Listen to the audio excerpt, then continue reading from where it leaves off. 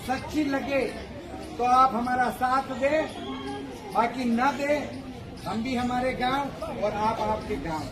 और ईश्वर ने हमें आशीर्वाद के लिए चुना है। साक्षात महादेव आपको आशीर्वाद रखने, आपके माथे पर हाथ रखने नहीं आ सकता। इसीलिए अपने सनातन धर्म में, हिंदू धर्म में संत का निर्माण हुआ है। संत का कार्य है आशीर्वाद देना, सुख शांति रखना। यही कार्य ना, संत का क्या कार्य है? आपके सुख शांति बनी रहे, आपका व्यापार अच्छा चले, इसके लिए आशीर्वाद देना। तो आज हम इसी कारण आए हैं।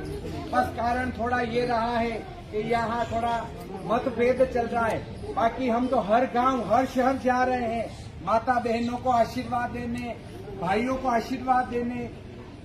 मैं यात्रा पर हूँ।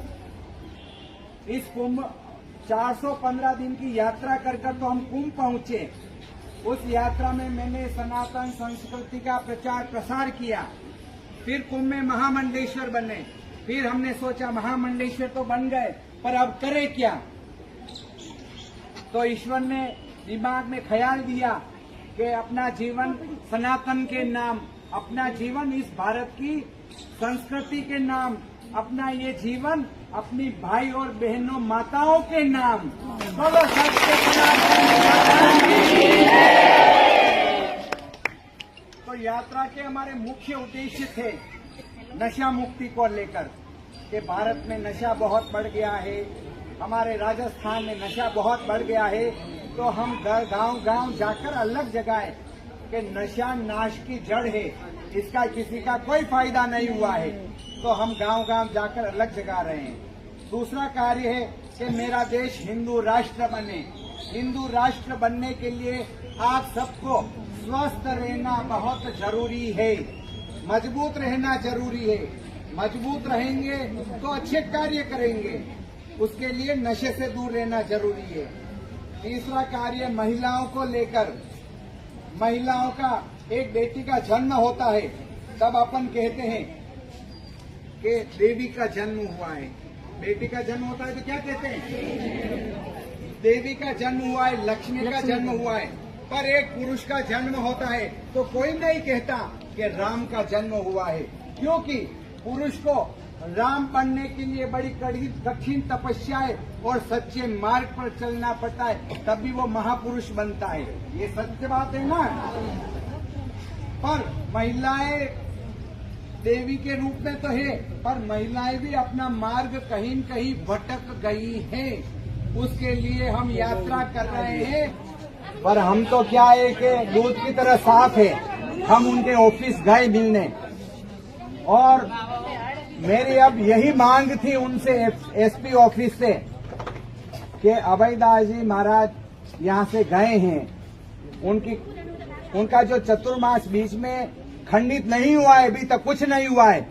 जैसे अपन यही सोचेंगे कि अपन 5 दिन बीमार हो गए इसलिए सो गए। सच बात है ना। मैं चाहती हूँ कि अभयदास जी महाराज का चतुर्मास यहाँ हो। सब चीज तो न उन्होंने बोली न हमने बोली है। मेन लक्ष्य अब ये है, सनातन धर्म में चतुर्मास जहाँ का संकल्प लिया है वहाँ पूरा होना चाहिए, चाहे दूसरी चीजें हो न हो।